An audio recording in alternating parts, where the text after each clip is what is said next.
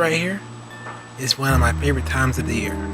Vibrant colors grace us while driving to and from work.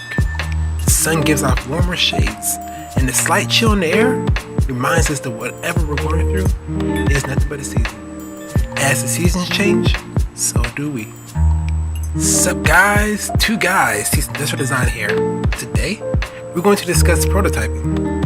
We'll be comparing 2 points of views. What product design tend to use versus what transportation design uses. So grab some tea or 2 shots of vodka, sit back, relax, and let's get to it. Alright, let's start with product design. Now you can break down prototyping simply into 2 types, soft modeling and hard modeling. With soft modeling, the point is to handle it with care and don't touch it too much.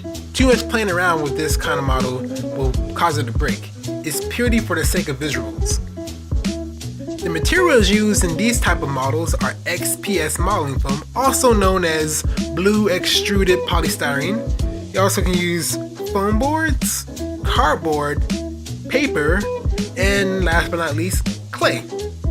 XPS modeling foam is great for speed modeling. The material is easy to shape because it's very porous, but that's also its weakness. This means that any paint you apply will still have its original foam texture to it. Foam boards, also known as foam core, cardboard, and paper are for very simple mock-ups. Let's move on. Clay? It's easier to shape than XPS, plus it's very forgiving. By forgiving, I mean the amount of time it takes to replace material that was excessively removed.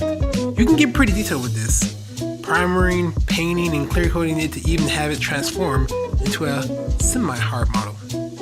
Alright, on to our hard model. The materials used for these type of models are yellow foam, known as medium density foam, rinse shape, known as high density foam, wood, acrylic, Instacast if you have a mold or if you plan on making a mold, or if you made a mold, fiberglass with a clay base, and also to have a hollow inside, and of course 3D print. All of these have their purpose, and based on the job you get, it's up to you to choose the most effective and time efficient process.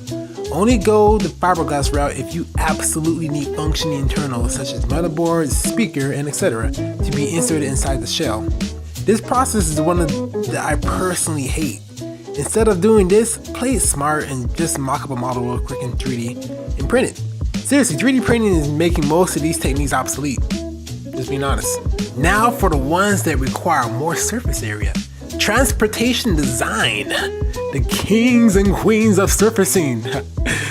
What transportation design uses is clay, 3D print material, Instacast, acrylic. These really are just semi-hard prototypes. They start off soft and then through some process they transform into semi-hard. If you want to see an example of this process, be sure to check out our model making video.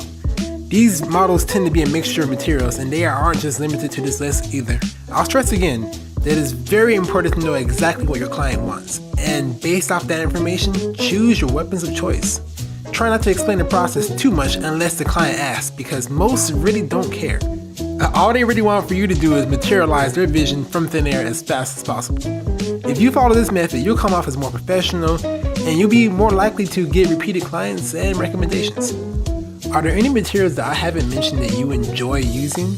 Did you have any flashback to school days, or are you just preparing for classes? Please let us know your thoughts and comment below. We love to help and hear your story. This is 2 guys teaching industrial design, not to be confused with your pop, he's pop, your pop, none. We love what we do. And hey, we're all in this together. Peace.